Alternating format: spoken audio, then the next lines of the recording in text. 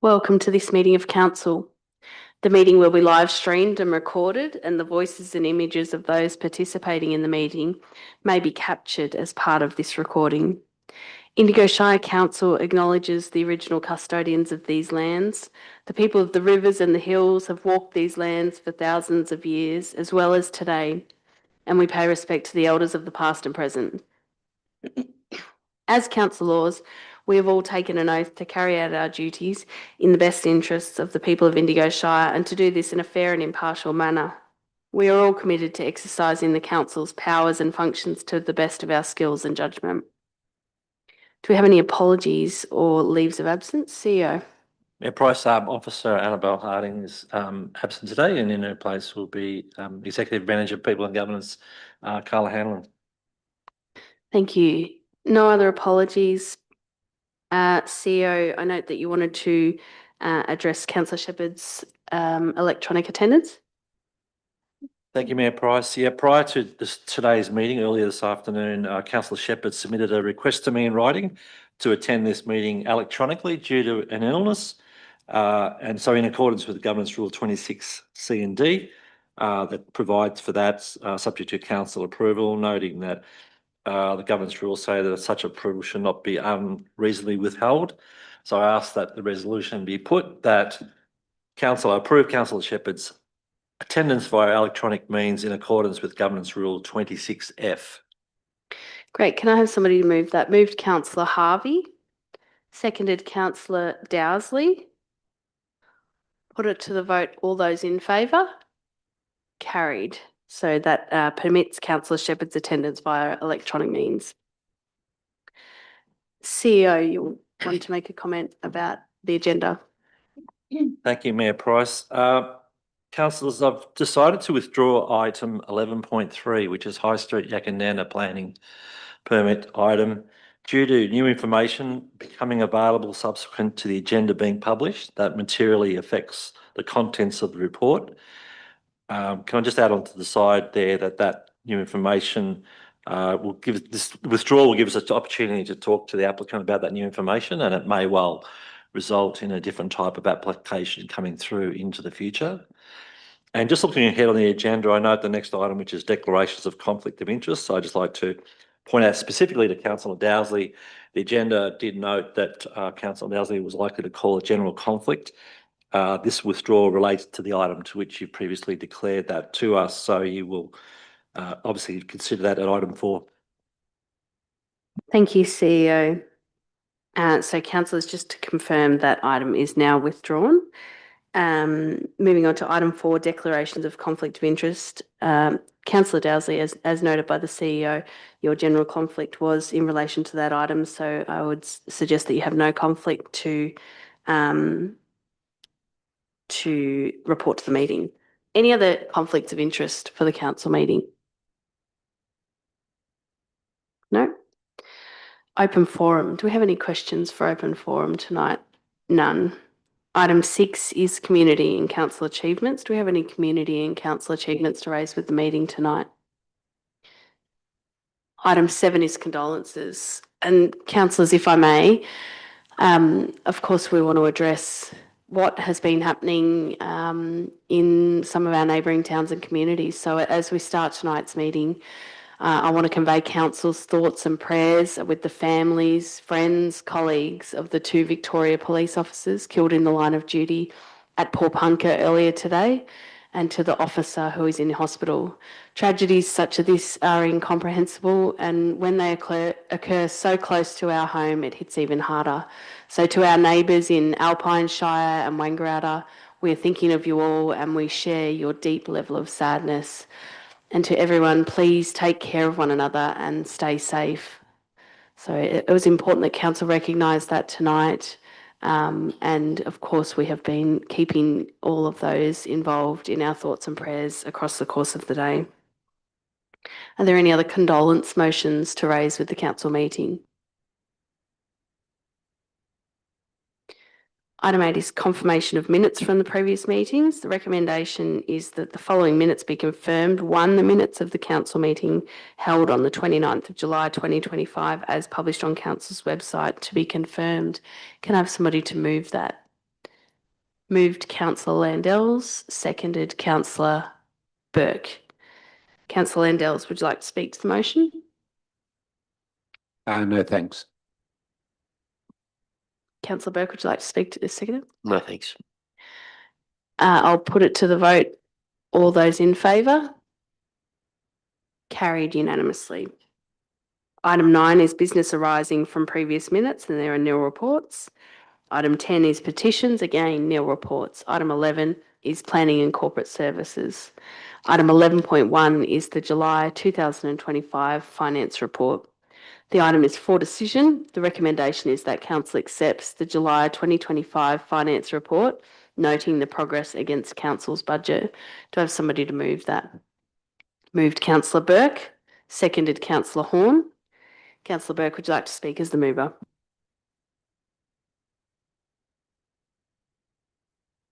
Yes, thanks, Mayor.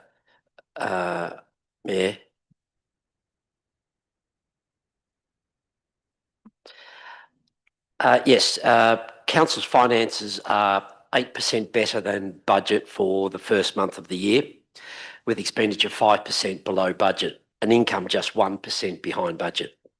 Compared to last year, we are behind last year's revenue due to timing differences of 8 million in operating grants and a further 21 million in rates that will be issued soon.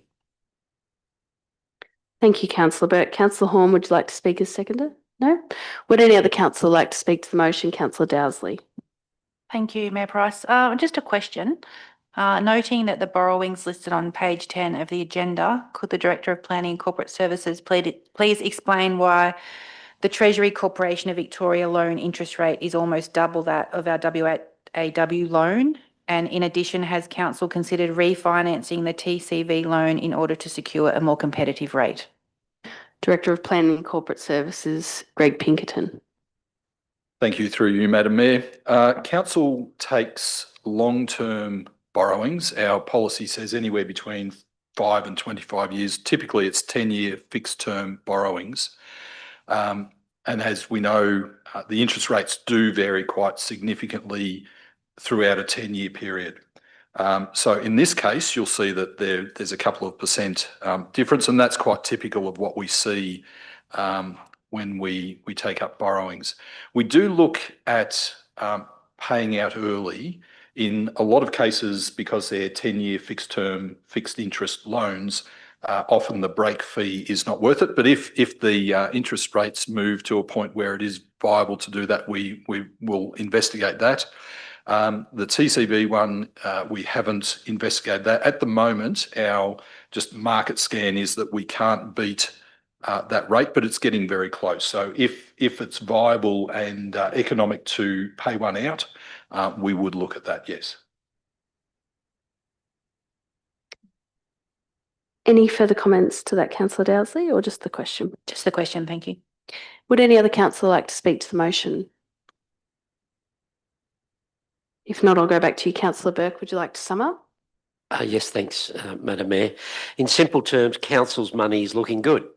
We spent less than planned and more income is on the way soon. This shows Council is looking after the community's money well, even though it is just the first month, and that's why I support this motion. Thank you, Councillor Burke. I'll put it to the vote. All those in favour? Carried unanimously. Item 11.2 is PA 240189 for 1 High Street, Yakandanda. The item is for decision. The recommendation goes over 2.5 pages, so I'll read the headings for that. That Council issues a notice of decision to grant a planning permit for the subdivision of land into 2 lots at 1 High Street, Yakandanda, subject to the following conditions. The headings for these conditions are endorsed plans, subdivision, mandatory conditions, subdivision, mandatory condition, telecommunications part 1, mandatory condition, telecommunications part 2, mandatory condition, subdivisions that do not require referral part 1, mandatory condition, subdivisions that do not require referral part 2, car parking, parking management plan, vehicle manoeuvring, loading, unloading, time limits, and permit expiry subdivision. Do I have somebody to move that motion? Councillor Dowsley. Moved Councillor Dowsley. Do I have a seconder for that motion? Councillor Horn. Councillor Dowsley. Thank you. I note that the objections to this planning application generally relate to two key matters. Firstly, the potential use or future uses of Lot 2 and how these may impact the amenity of surrounding properties, and two, the impact on car parking in the area. On the first point, which was around future uses of Lot 2, I don't think it's appropriate to comment in detail, other than to note that given the overlays associated with this lot, any future use is likely to require a planning permit, and it would be at that stage, not now, that appropriate permit conditions can and should be considered for the use of Lot 2. On the second point regarding car parking, I've been assured by the planning team that condition 6, which is part of the suggested motion tonight, requires council to endorse a parking management plan, and this will ensure that staff and potentially overnight guest parking is appropriately managed. So it is also my preference that some parking continue to be provided on site to offset the existing use of Lot 2 for staff car parking. Therefore, I'm comfortable that those items have been addressed and endorse the recommendation. Thank you, Councillor Dowsley. Councillor Horn, would you like to speak as seconder? I believe this is a welcome and sensible development for Yakandanda, and under its existing use status provides infill within this established business location. It is consistent with the heritage overlay requirements and meets community needs for entertainment and tourism offerings, and I wish the new operators well. Thank you, Councillor Horn. Would any other councillor like to speak to the motion? No, I'd concur with Councillor Dowsley and Councillor Horn's comments. Councillors were also offered a site visit to this location to inspect some of these conditions or concerns raised on site. So we've given careful consideration to this item. Councillor Dowsley, I'll go back to you if you'd like to sum up. No, nothing further to add.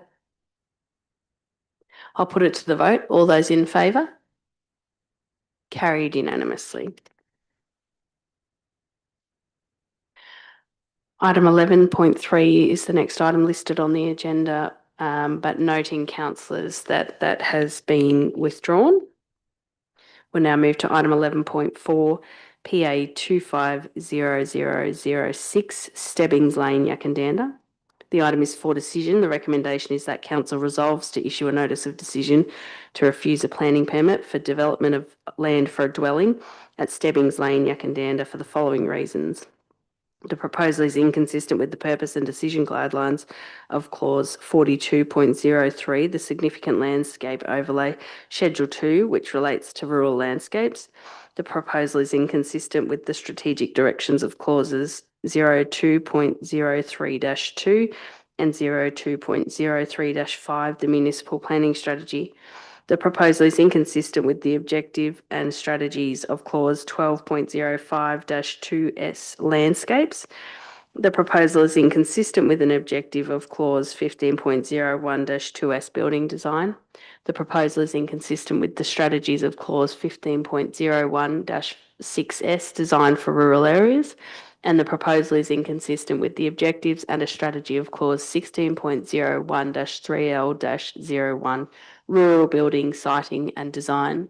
Do I have somebody to move that?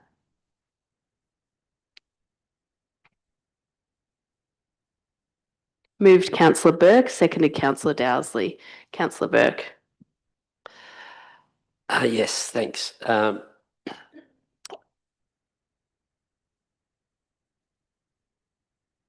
The plan to build houses on the open ridge line is a problem because it will stick out and look out of place. The new building would spoil the natural views, damage the rural look of the area and take away from the beauty of the landscape. The design doesn't fit with the country setting and would make the area look worse instead of protecting its natural appearance. There are other locations on the property that are more appropriate for a dwelling like this, or any dwelling. I therefore agree with the Planning Department's decision to refuse this application, and I agree with the recommendation. Thank you, Councillor Burke. Councillor Dowsley. Thank you. I have to be completely honest, I'm somewhat torn on this item. This looks like a beautiful house in a beautiful location, and I can wholeheartedly see why someone would want to live there. But there are aspects that complicate this decision for me. The first is precedent. Rightly or wrongly, there are several houses in Yakandanda built on ridgelines. The circumstances may be very different. Perhaps a permit was not required or the SLO did not apply. But I do acknowledge that decisions like this can appear somewhat inconsistent when others have been allowed to build. Despite this concern, I keep coming back to 3 points. Previous poor decisions don't justify future ones, and the applicant would or should have known about the permit requirement long before investing time and money in this project, because permits are never guaranteed. On that basis, I very reluctantly concur with the Planning Department's recommendation to refuse this application, and I sincerely hope the applicant can find a suitable alternate site for their new home on the land. Thank you, Councillor Dowsley. Would anybody else like to speak to the motion? Councillor Landels. Thank you, Mayor. I'd like to, I'm not in favour of accepting the recommendation, and I'd just like to point out that I believe when I looked at the assessment that was done, I could understand that the under the landscape clauses that the points that have been raised about being built on a ridgeline was relevant, but I also noticed that that very same point was used in several other clauses, such as building design, rural building siting and design, and other clauses like that. And I just felt that at every point it seemed like building on the ridgeline was going to defeat every clause. And I do note that the applicant is choosing muted tones for the house and shed construction, so it will actually blend in with the landscape. And he's also, I don't think this was in maybe in the documents come to council, but he's very keen to plant rows of trees to screen his house, and so that would further work with the landscape on that one. But I'm not sure whether he's just mentioned that verbally to me. I've also looked at the site, and there's definitely no elevated site on the property where you could build that house. And yeah, and I think it's just natural that someone would want to build with some elevation. And also note that it's quite difficult for people to build houses on land, and in this case, this person's been able to get a parcel of land together that in the farming zone, which meets the 40 hectare minimum to be able to build a house on, and yeah, and they've gone through considerable efforts to this point in time to get that. And I take the point of other councillors that there are low-lying areas where a house could be built, but I think it's not unreasonable that where they're looking to site the house. Thank you, Councillor Landels. Would any other councillor like to speak to the motion? Councillor Shepherd. I agree with Councillor Dowsley. It looks a beautiful place, and that's where I would want to build too. I also understand Councillor Landell's looking at that house and saying, well, that's why wouldn't you be able to build there? It's the most obvious place. But I'm also really aware that I'm interested in more significant landscape overlays. I think that's a really protected site and view that the community expect us to protect. And I remember one that ended up being passed on the other side of Yakandanda, and there was a complete uproar about this is a significant heritage, they called it, view that should not be tampered with. I'm also aware that when I drive into Wodonga and I don't see houses above the 800 line, I always think to myself, what a great job they did in maintaining that those hills are left for people to just feel as though they're still in a rural setting. I think it's our obligation, if we have a significant landscape overlay, to address it and enforce it. And we do, and I'm really sorry for the applicant because it is a beautiful site, But it is a significant landscape overlay that we need to protect. Any other councillor like to speak to the motion? I'd concur with lots of the points that have been raised. I think if I was wanting to build on that block, that's exactly where I'd want to build as well. That's the view that I'd want for myself. And so I understand making that application.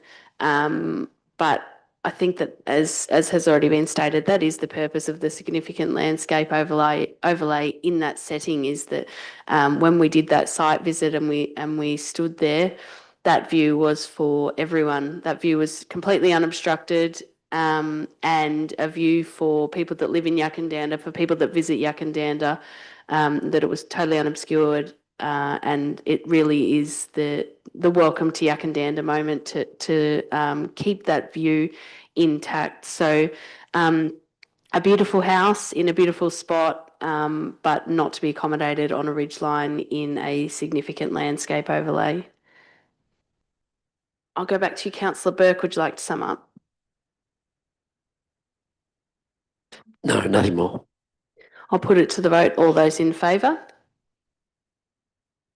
Those against? So those in favour again was Councillor Shepherd, Harvey, Horn, Dowsley, Price, Burke, and those against was Councillor Landells. Motion is carried. Item 11.5 is PA 250017 for 11 Slaughterhouse Road, Rutherglen.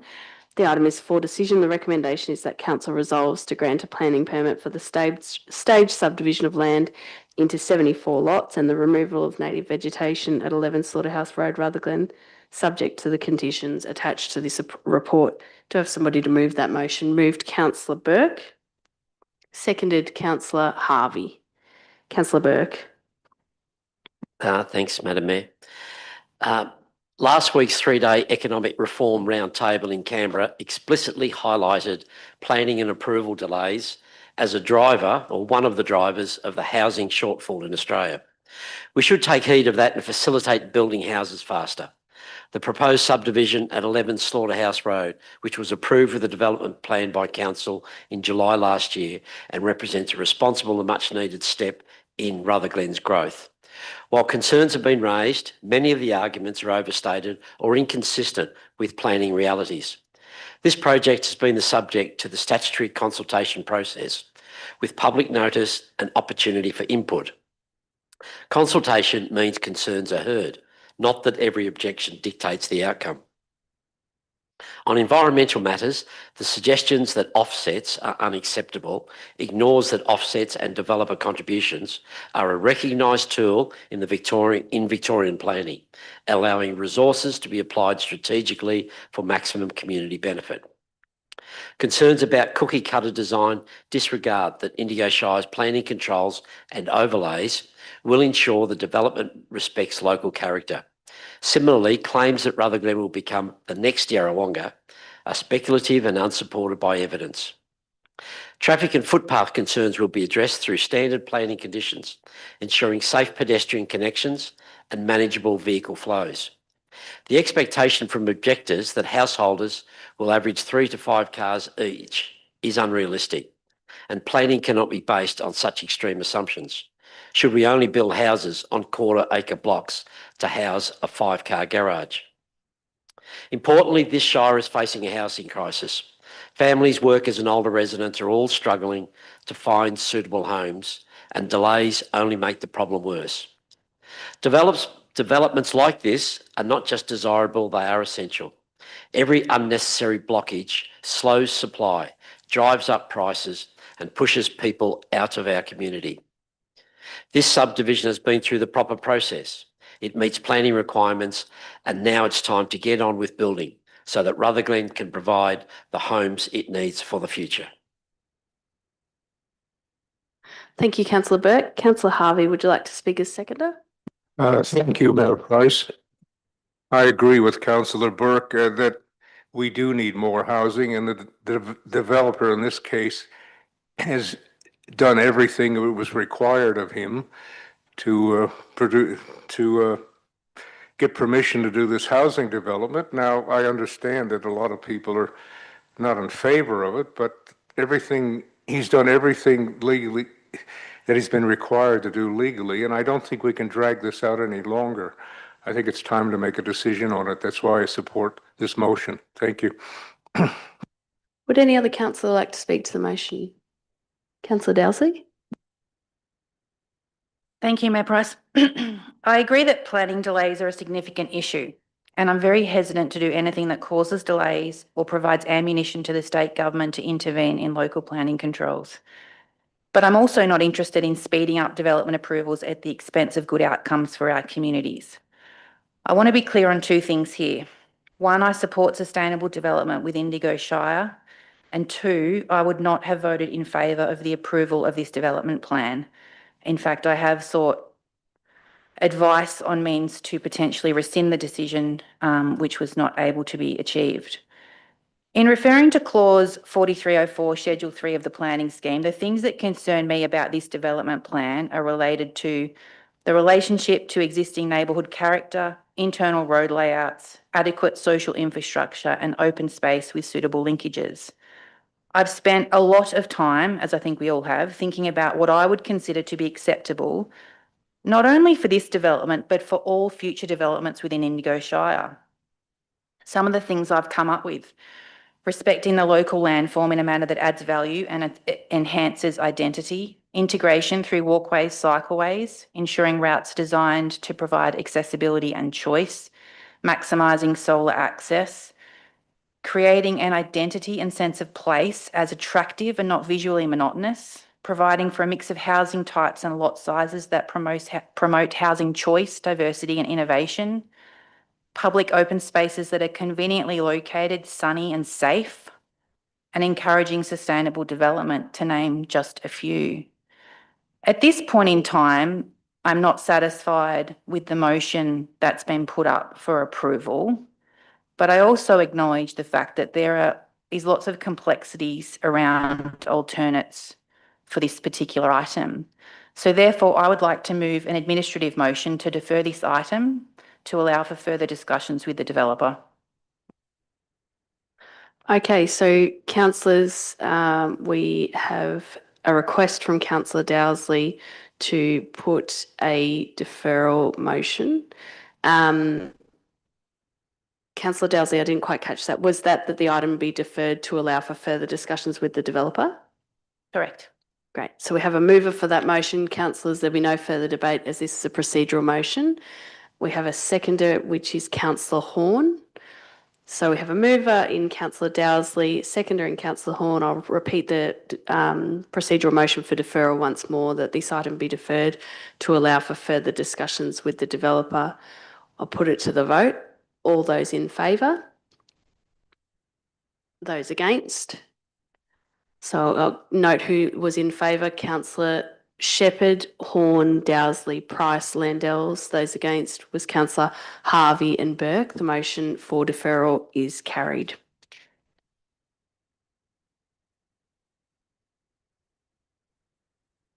Item 12 is Community and Economic Development, and item 12.1 is the draft Indigo Shire Municipal Public Health and Wellbeing Plan 25 to 29 for public exhibition.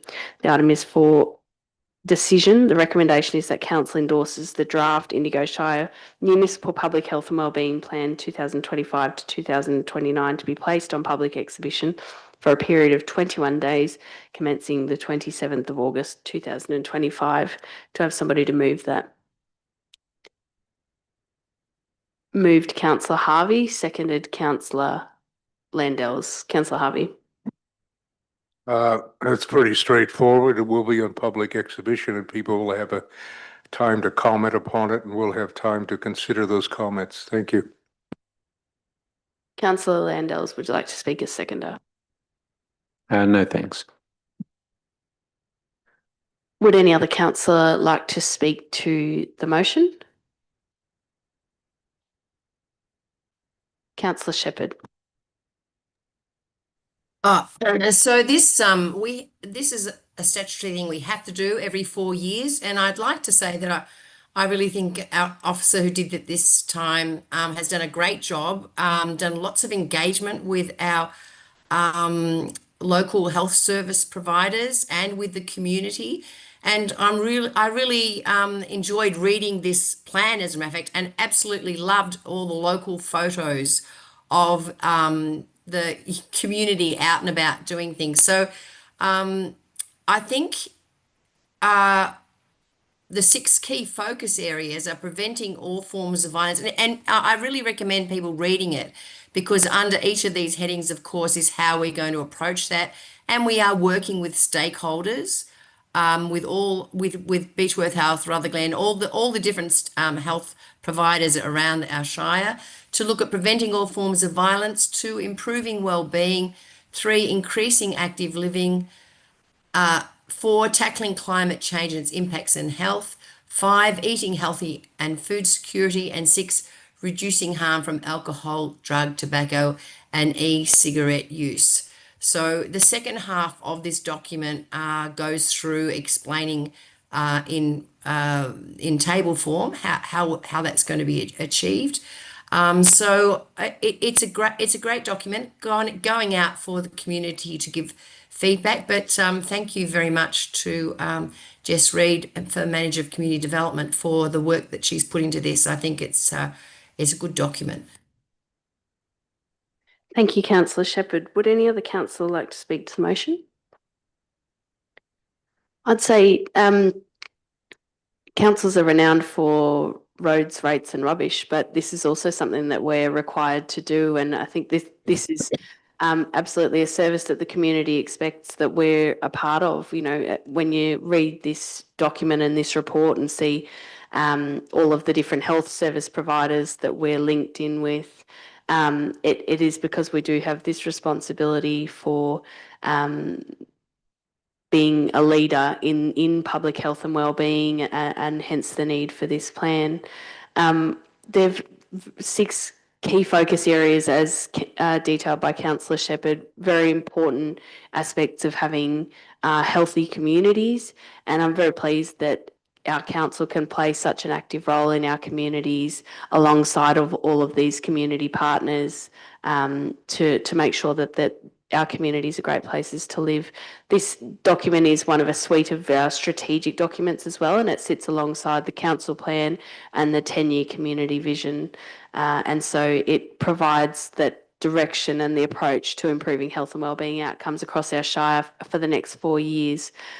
So as has been noted, this document will now go on public exhibition for 21 days, where we encourage and welcome all feedback. Would any other councillor like to speak to the motion?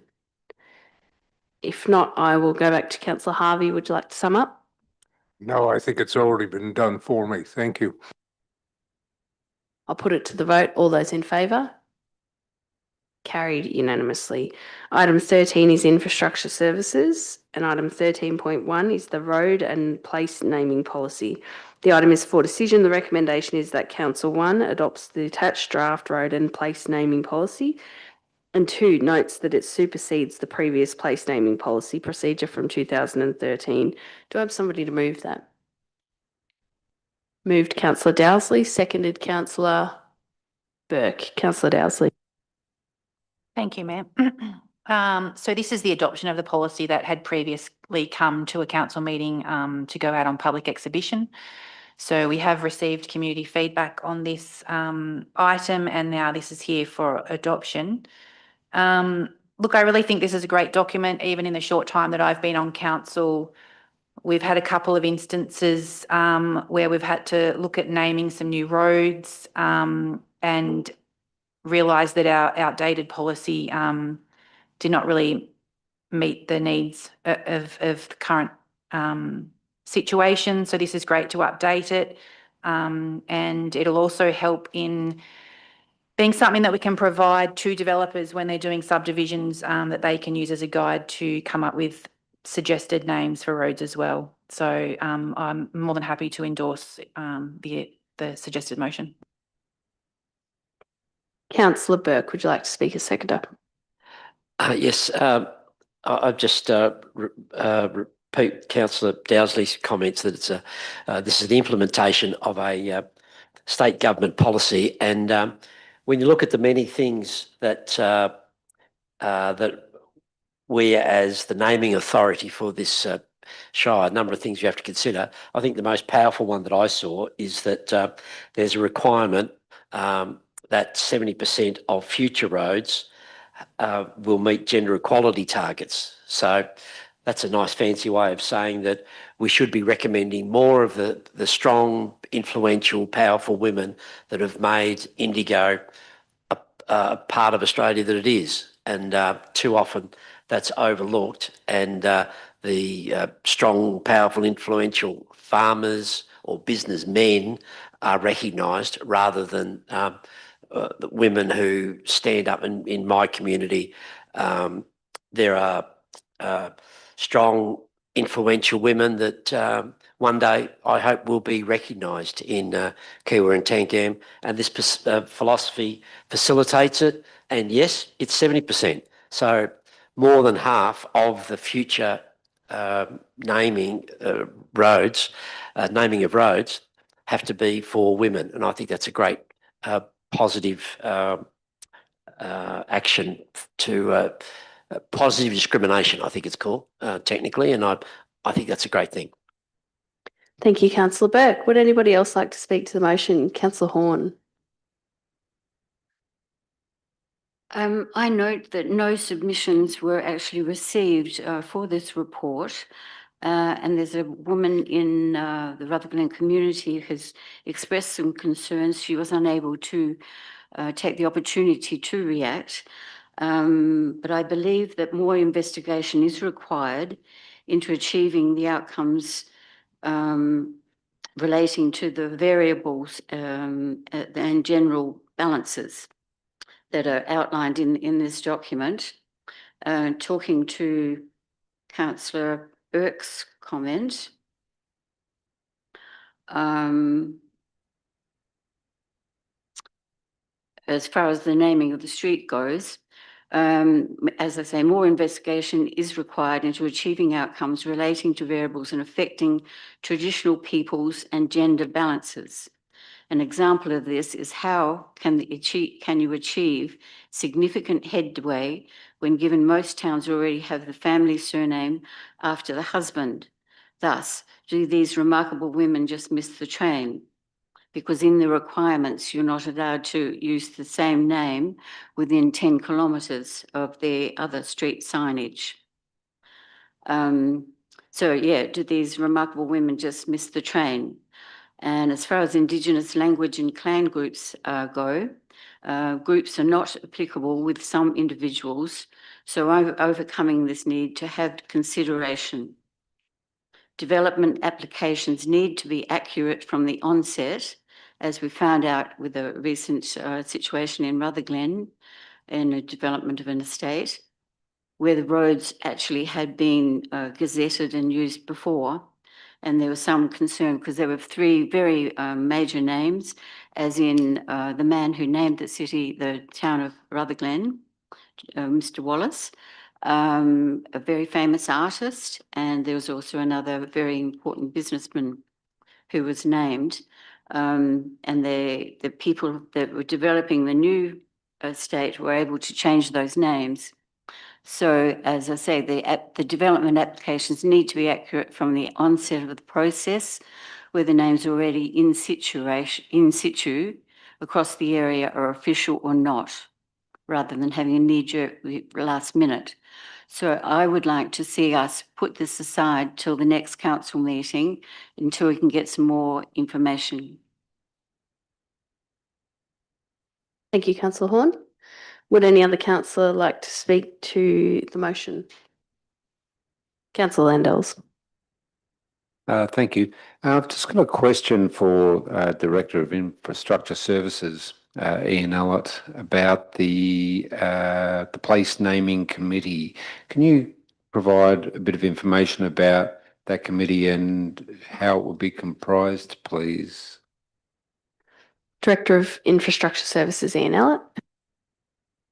Thank you. Thank you for the question. I now need to scan and find the policy.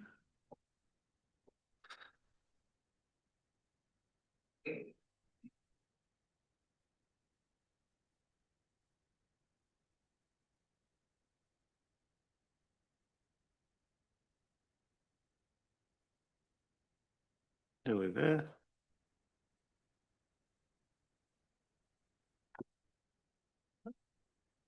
I have got it now. Scroll down. So the place naming committee that we've indicated in here, I suppose it's a committee comprising council staff from across the organisation, so representing different parts of the organisation. The intent would be, I suppose, rather than one department or one office will sort of handle these things and bring them through to council, we would use the idea of a committee to bring some diversity sort of in the roles of people on the committee. There it is there. I suppose the way it would work would be when we're looking for names and either names suggested to us or we're researching our own names, reach out to different parts of the community, and typically that's our Athenaeums, our historical societies, Burke Museum, and there's other individuals around the Shire who can contribute. So we'd certainly sort of take input from community, and the role of this committee would be to I suppose evaluate any proposals against the guidelines and against this policy and be able to put names forward. I think the other part of the role is we'd like to actually build a bank of names over time where we can get out and research ahead of time, not wait for a particular example of a road to come up and we think, well, what are we going to call it? But build a back catalogue of potential names to be used, and that can sort of, I guess, tap into not just commemorative names for people, but other things that we might want to commemorate, and also to get into First Nations, and whether it's people, languages, and do some research and get the approvals behind the scenes. So some of those things can be quite lengthy at the time if we've got a developer waiting, for example, and we've got a long process. So if we can, build a name bank and use that committee would be another way I'd say that we'd use it. Any other comments, Councillor Landers? Yeah, thanks. Well, I was pleased to see there's going to be some reference to local knowledge and the history groups around the Shire. There's many of them, and some of them are quite not necessarily. Some are very well known, I suppose. But I know over in Tangam, for example, there's been a little history group, just a couple of people for a number of years, and so I gather that the committee, it will have the scope to. For that local knowledge to liaise with those groups. I think that's really important because there's an incredible amount of knowledge about the local history within each community. Yep. Thank you, Councillor Landers. Would any other councillor like to speak to the motion? Can I just ask a similar question to the director? In the place naming committee, it lists some of those staff that you were talking about. It also lists others as considered appropriate. What can we read into that? Is that the opportunity to liaise with those groups that councillors have been speaking about? Is that the opportunity, if there was consideration for somewhere in Rutherglen, that we would reach out to the Rutherglen Historical Society? Is that provision for exactly that? So I'll ask that to Director of Infrastructure Services, Ian Ellett. Thanks for the question. Yeah, look, that's precisely the intent. I think reflecting on whether we could establish a committee with a person or some people from the community to be on that committee, recognising that they probably have expertise sometimes in a geographic area that they represent, and over time this committee might go months at a time without meeting, and then has a couple. So I think rather than try and put someone from the community on the committee to fulfil a role for a couple of years, that we have the flexibility to reach out to people in the community that we think could make a good contribution at the time. Thank you. Would any other councillor like to speak to the motion? Not, I'll go back to Councillor Dowsley. Would you like to sum up? No, thank you. I think it's all been said. I'll put it to the vote. All those in favour? Those against? So those in favour is Councillor Shepherd, Harvey, Dowsley, Price, Burke, Landers. Those against is Councillor Horn. The motion is carried. Item 13.2 is the asset plan. The item is for decision. The recommendation is that council adopts the updated asset plan. Do I have somebody to move that?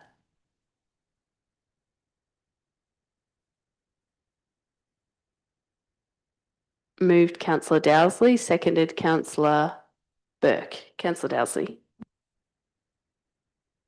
Thank you. So we've had a few reviews of this asset plan document. It has been to quite a few briefings and we've had some very robust discussion on the asset plan.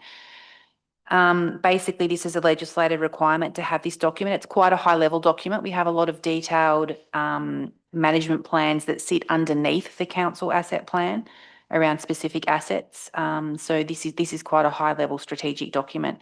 It was really pleasing that we did get some great feedback regarding green infrastructure, and that has been carefully considered by the councillors and the staff, and we've made subsequent changes to the document to incorporate the suggestions into the document, and it's certainly an area that we're very keen to develop further maturity in as we move forward as a council. So I think that this is a very good strategic document, and yeah, there's not much else to say about it really. Thank you, Councillor Dowsley. Councillor Burke, would you like to speak as seconder? No, thanks. Would any other councillor like to speak to the motion? Councillor Horn. I'd just like to acknowledge the input of Mrs. Jan Milhinge, who's a member of our Environment Committee, who suggested this encapsulating the green infrastructure items and the importance to our environment. Thank you, Councillor Horn. Would any other councillor like to speak to the motion? Councillor Landels. Thank you. I do note that a document like this is something that we are required by legislation to produce, and therefore, and there's similar asset plans, and they can tend to be quite technical in their nature, but they do serve a really important purpose for council. But I guess I'm also aware that we have other documents that between them I would like to see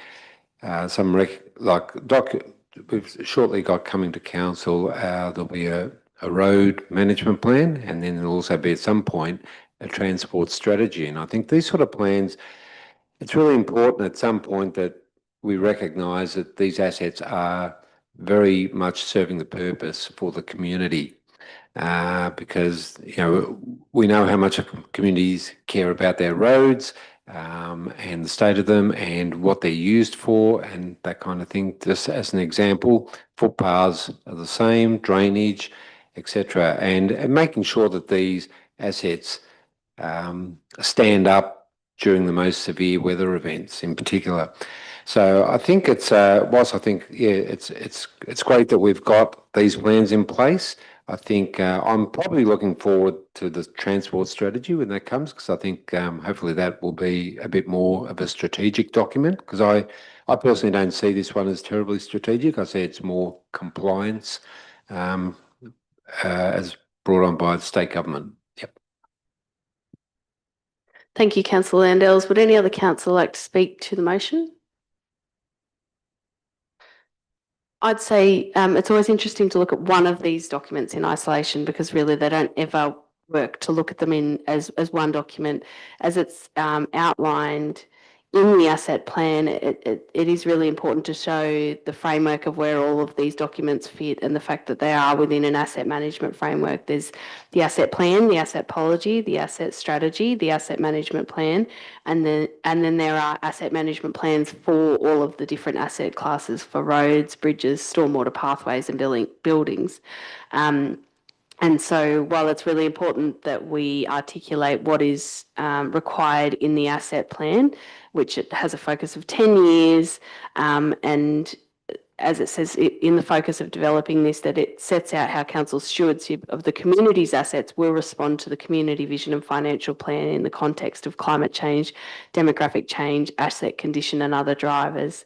I think it is important to consider it within that suite of documents and I appreciate the work that the staff have put into it, and also, as noted by Councillor Horn, the input into the particular addition of the green infrastructure. I think that's a very important addition, and I'm pleased that that's been incorporated. Would any other councillor like to speak to the motion? If not, I'll go back to Councillor Dowsley. Would you like to sum up? No, thank you. I'll put it to the vote. All those in favour? Carried unanimously. Item 13.3 is the annual reseal contract for 2025-26. The item is for decision. The recommendation is that Council 1 awards contract number 2526-002 annual resealing contract 2025-26 to Boral Resources Victoria Proprietary Limited for the amount of $746,523.74, excluding GST. 2, authorises the CEO to sign and seal the contract documents. And 3, authorises the CEO the financial delegation to approve contract variations up to a total of 10% of the signed contract value. Do I have somebody to move that motion? Moved Councillor Shepherd, seconded Councillor Harvey. Councillor Shepherd.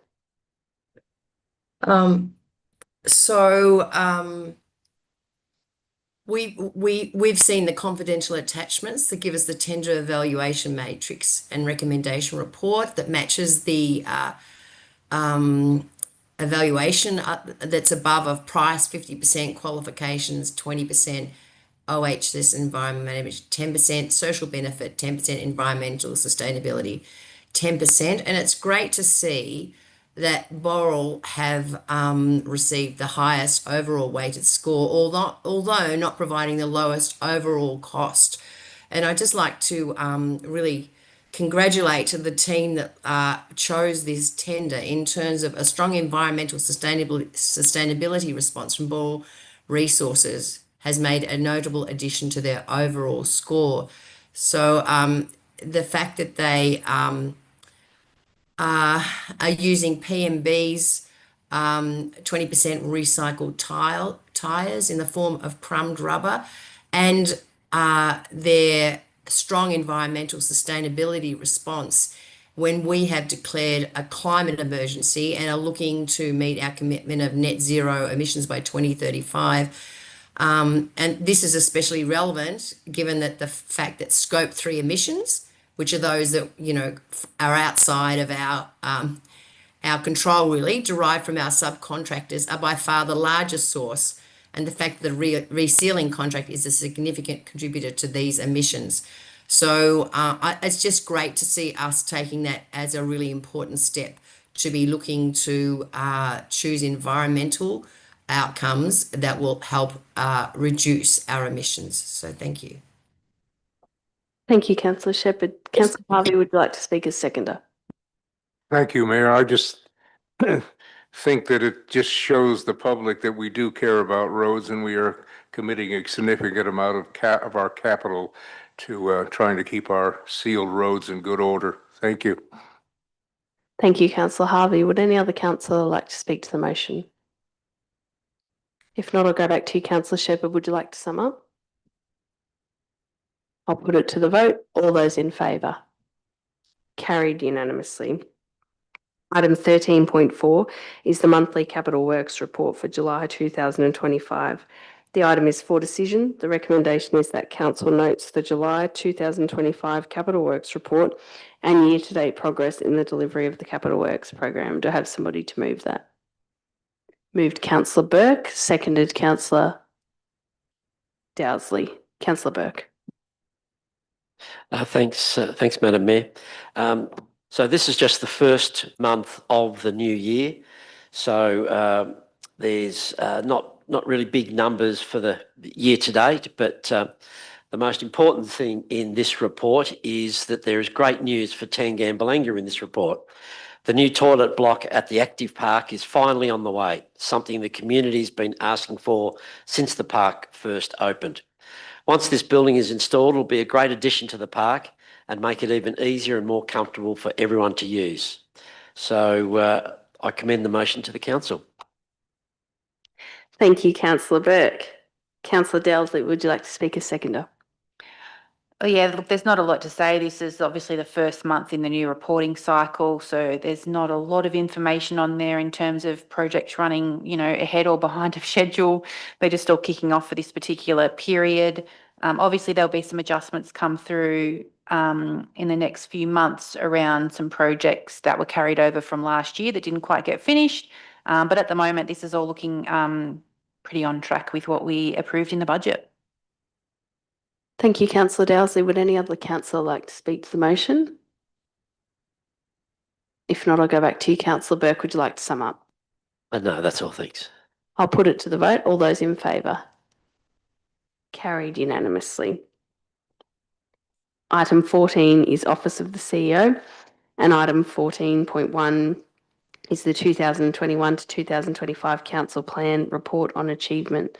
The item is for decision. The recommendation is that Council notes the report on the achievement of the 2021 to 2025 Council Plan for 1. Actions scheduled for the 2024-25 year, and 2. Actions for the 4-year life of the plan. Do I have somebody to move that? Moved councillor Shepherd, seconded councillor Landells. Councillor Shepherd. It's sort of, it's really just us old councillors who can really speak to this, I imagine, because this is part of the 4-year, this is a report on the 4-year plan before we had the election with new councillors. We've developed a new council plan since and are now working ahead on that. But this is really a summing up of how we went. And gosh, it was a big 4 years. We have done, there's a whole list of highlights, but if I could just speak to a couple of those.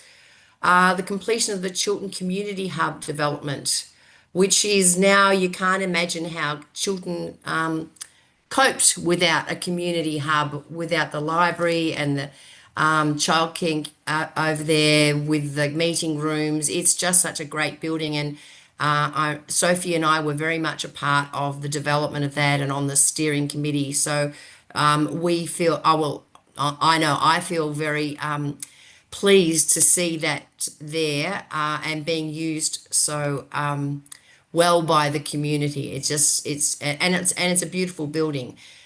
We adapted and delivered Council's first reconciliation action plan, which has been an important development for us to look outwards.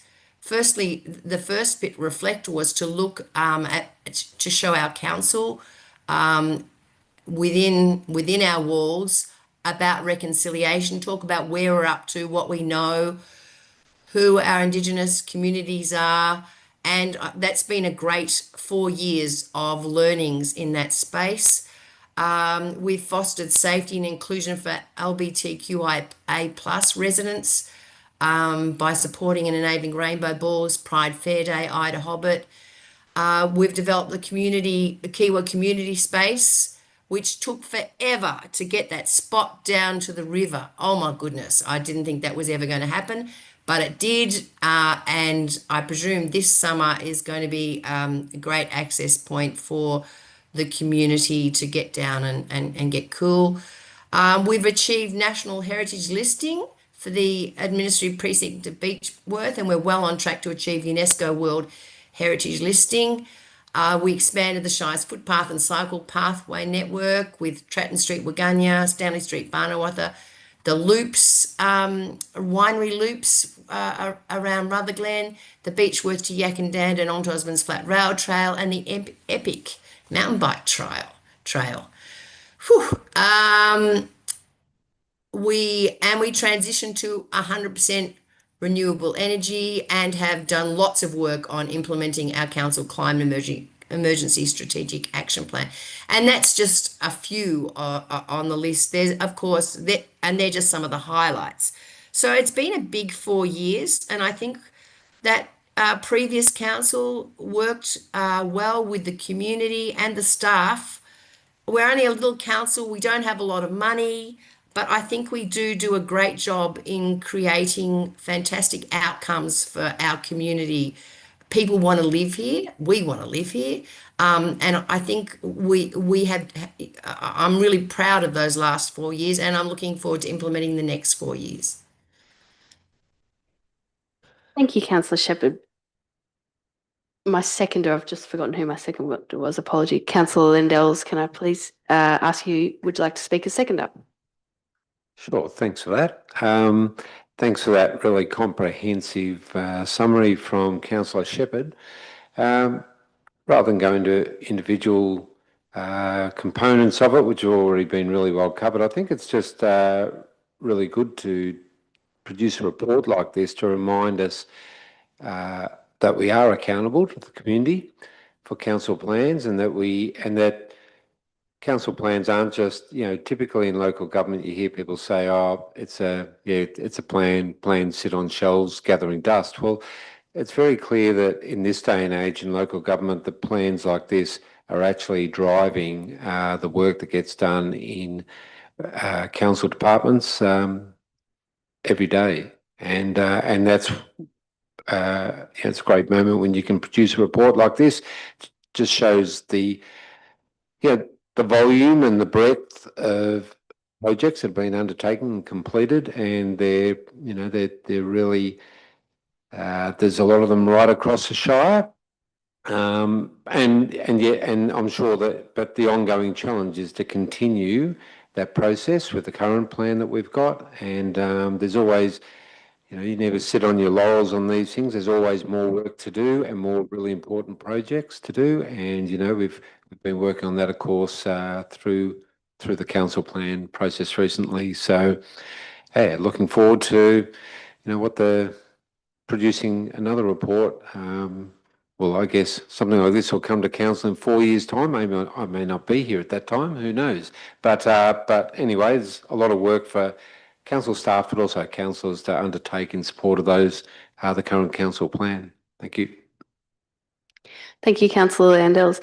Yeah, it is quite an odd element to this report, the fact that some of the previous councillors aren't here to receive it, and that's the rolling nature of council. But I'm really pleased to hear, as Councillor Shepherd went through a number of those line items, firstly, they're fantastic projects to complete, but more than that, with each one that's mentioned, I can remember why that was such an important component to that community at that point in time, whether it is the Chiltern Community Hub, which, as you say, Councillor Shepherd, you can't imagine that Chiltern went without that space, whether it is the fact that Kiwa now has public access to the Kiwa River, and again, you can't imagine that didn't exist at some point in time. Surely the town should have public access to their own river. And as I say, that's what I'm probably most pleased about, most proud about for the council, the organisation, and for the communities, is that I can see the linkage between community priorities that have been advanced and completed by the previous council, and I look forward to the work of this new council and whoever is on the following council receiving whatever the good work of the next 4 years has been. So a great report to receive. It gives a really good focus to why the council plan is such an important document, and it is our work plan for the 4 years, and so pleasing to see a high completion rate and some great priorities for all of our towns and communities. Would any other councillor like to speak to the motion? If not, I'll go back to you, Councillor Shepherd. Would you like to sum up? Oh, sorry, Councillor Shepherd. I will put it to the vote. All those in favour? Carried unanimously.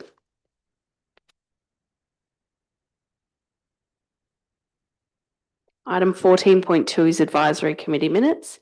The item is for decision. The recommendation is that council receives the attached unconfirmed meeting minutes for the following advisory committees and endorses the officer recommended actions. 1, the Indigo Cultural Heritage Committee, 2, the Indigo Environment Advisory Committee, and 3, the Finance Committee. Do I have somebody to move that? Moved Councillor Harvey, seconded Councillor Shepherd. Councillor Harvey. No, thank you. I think it's self-explanatory. Thank you. Councillor Shepherd, would you like to speak as seconder? Yes, I'm chair of two of those committees, the Indigo Cultural Heritage Advisory Committee and the Indigo Environment Advisory Committee. And I just wanted to bring up from the Indigo Environment Advisory Committee that we've had Tim Smith and Tom Colcott, who have been members of the Environment Committee for a long time and have had great input into this space, have resigned from that space. So I just wanted to thank them for their time and their energy and the great the expertise that they have in that space, and how we will miss them. And also in terms of the we had lots of conversations around the fact that the heritage builders, when we're talking the Cultural Heritage Committee, they were concerned that we were relying on one builder that was capable of doing that heritage work within our shire, and were asking for well, it says it here, they're asking for an opportunity to work with other builders and bring them up to speed to anyway, I think they're wanting to address the infrastructure department about the importance of having more heritage builders that we can use, because we cannot wait long years to upgrade our heritage assets. So I thought that was an interesting issue. I think the resolution was to sorry, I'm in the wrong.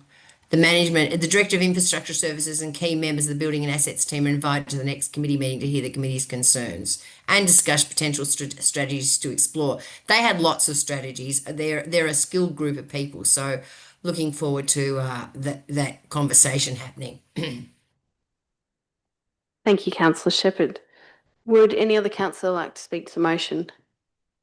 Councillor Dowsley. Yeah, I'd just like to reiterate my support of what Councillor Shepherd was just saying regarding the current builders that we use in terms of our historic building rehab, etc. So obviously it's known to the community that we've had some significant delays in some of these works, particularly the Chiltern Athenaeum and other works. And I fully support the recommendation and the management action that's been noted in these documents. Thank you, Councillor Dowsley. Would any other councillor like to speak to the motion? If not, I'll go back to you, Councillor Harvey. Would you like to sum up? No, I'll put it to the vote. All those in favour? Carried unanimously. Item 14.3 is informal meeting of councillors record. The item is for decision. The recommendation is that council accepts the attached informal meetings of councillors records. Do I have somebody to move that? Moved Councillor Horn, seconded Councillor Dowsley. Councillor Horn. Yes, we recently had, last Friday, in fact, we had a meeting with the local safety committee in Chiltern, and a very interesting topic came up when we were discussing the CCT cameras that I believe Councillor Gaffney introduced, and they talked about the success of this equipment. And it helped them to nab some people who'd damaged the skate park. So that was a very clear outcome from that group of people, and that suggestion that came through with the help of the council to provide safety in our communities. Thank you, Councillor Horn. Councillor Dowsley, would you like to speak to the motion? There's not a lot to say here, really. It's just a standing agenda item on each month, just noting down the informal meetings that councillors have had. Thank you, Councillor Dowsley. Would any other councillor like to speak to the motion? Councillor Horn, would you like to sum up? I'll put it to the vote. All those in favour? Carried unanimously. Item 14.4 is appointment of Acting Chief Executive Officer. The item is for decision. The recommendation is that Council 1 appoints the Director of Infrastructure Services, Ian Ellett, as Acting Chief Executive Officer for the period of the 22nd of September 2025 to the 21st of October 2025 inclusive. 2, authorises E&L to exercise all powers and authorities reposed in the position of Chief Executive Officer for the period of the appointment as Acting Chief Executive Officer. And 3, notes that should the Chief Executive Officer be unable to undertake the leave within this period or otherwise resumes duties during this period, he will automatically resume all delegations and powers. Do I have somebody to move that? Moved Councillor Shepherd, seconded Councillor Dowsley. Councillor Shepherd. Oh, I think that's self-explanatory. Thank you, Councillor Shepherd. Councillor Dowsley, would you like to speak to the motion? No. Would any other councillor like to speak to the motion? No. Councillor Shepherd, would you like to sum up? I'll put it to the vote. All those in favour? Carried unanimously. Item 15 is notices of motion, and there are none.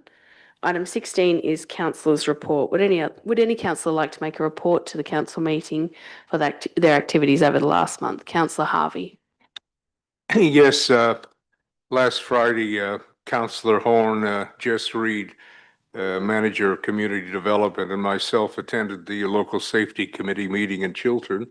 It was an extremely interesting meeting. There were quite a large number of police there from the Northeast District, which takes in 3 shires, I believe, Wodonga, Indigo, and Tawong. Okay, just some interesting things that Councillor Horn brought up, the matter of the security cameras. They have managed to catch the people responsible for that, very abhorrent graffiti that was at the Beechworth Skate Park, and they will move them if necessary. Also, you may be interested to know in the last month or so, there's been 107 traffic penalty notices, mostly for speeding around this area. And evidently, crime is down in Indigo Shire. And that thing that we all find very distressing, evidently domestic violence, is sort of leveled off, if you could call it a good report.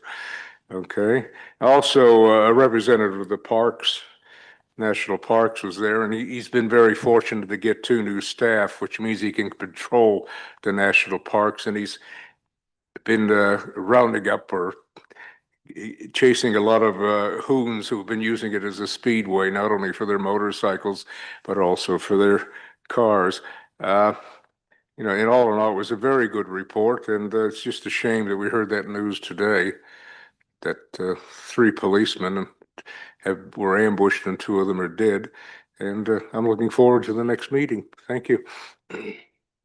Thank you, Councillor Harvey. Would any other councillor like to make a report to the meeting? Councillor Landels. Yes, thank you. A couple of events that I attended on the 7th of August, Chiltern Courthouse AGM was held, and as I sit here in the chambers and look up at the honour board, I can see Bill Hotson's name up there, Mayor from 2004 to 2006, and also a long-time councillor with Indigo Shire in the earlier days. He's president of the courthouse, once again with his wife Lois as secretary and treasurer. And this is a group of 7 or 8 people who I suppose were on that committee of management. It's a wonderful heritage building, like a lot of the courthouses that we have throughout the Shire are. But what's really important is that like we have the lovely community hub we've talked about before at the moment, but buildings like this also form a bit of a hub, and it's a bit of a hub for local artists over particularly the last couple of years since that committee has really stepped up activity in that particular area. The other one I'd like to recommend or mention rather was Councillor Dowsley and Councillor Burke and myself went to the official opening, I guess, of Totally Renewable Yakandanders, and also our Director of Infrastructure Services, E&L, up there, trying to get my attention, I think. He was there as well on a misty Saturday morning down at the Yakandander Sports Park. But, that was a wonderful event for the launch of the Yak O2 community battery. And, I think in general, just projects like that, when you see just the the type of people who are there and the different groups they represent. It's a very strong partnership between social enterprise, between private investment, community, governments, and and continue. And I think Indigo Shire is well renowned for doing some very good work in this area, particularly Yakandanda as one of the leading towns in our shire, and also probably even has been recognised nationwide as being a really super progressive community. So yeah, there was a great event to get along to, and I don't know if time just stands still down in that sports park, but I could have sworn I was there for 2 hours when I walked out there. It had been an hour and 10 minutes. So I think that's something to do with the richness and quality of the conversations and the people that were down there. So yeah, thank you. Thank you, Councillor Landels. Would any other councillor like to make a report to the meeting? No. We will now go to item 16.2, which is the Mayor's Diary. It's for information and it lists all of the functions, events, meetings that I attended for July 2025. Item 17 is the Decisions Register, again listed for information. The report outlines actions from council resolutions as at the 29th of July 2025, including those not previously listed as completed, but not including resolutions to note a report. Item 18 is general business. Do any councillors have any general business to raise with the council meeting tonight? Councillor Horn? Can I inquire whether we've had any further feedback about Barclay Park, please? Sorry, feedback. What do you mean, Councillor Horn? The activities at the park. Can I have some feedback, please, on the any progress from Barclay Park? CEO Trevor Areno. Thank you, Councillor Horn, for that question through you, Mayor Price. There has been a further meeting of representatives from Barclay Park Committee and staff in the last 1 to 2 weeks. So I understand that they're working through several different options and versions of concept drawings for plans, and with a hope of honing in on the final option, hopefully very soon, and we get started with signing an agreement and get work started. And I do note the importance of moving quickly and to get that finally resolved, because we don't have a funding agreement yet, so it'd be good to get that sorted out very quickly. So I hope for a resolution on that very soon. Thank you, CEO. Any other items of general business to be raised by councillors? No. Then we'll go to item 19, which is confidential items. Section 66 of the Local Government Act 2020 states a council or delegated committee must keep a meeting open to the public unless the council or delegated committee considers it necessary to close the meeting to the public because a circumstance specified in subsection 2 applies. The circumstances are the meeting is to consider confidential information as defined in section 3 of the LGA Act, or for security reasons, or it is necessary to do so to enable the meeting to proceed in an orderly manner. Councillors, can I have a recommendation that the council meeting be closed to the public in accordance with section 66 of the Local Government Act 2020? Before I ask for a mover, just noting that at completion of the confidential item, we will return from confidential to the ordinary meeting just to close the meeting. So can I have a motion to move into confidential? Moved Councillor Harvey, seconded Councillor Horn. I'll put it to the vote. All those in favour? Carried unanimously. We will now enter confidential.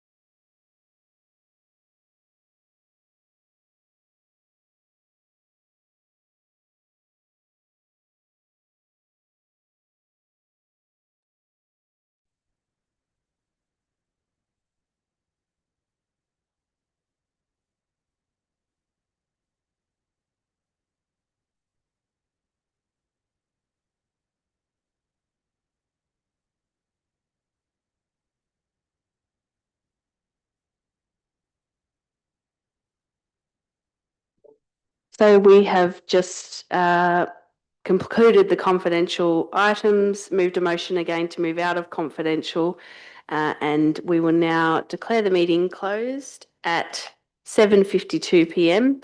The next council meeting is Tuesday, the 30th of September, 2025 at 6.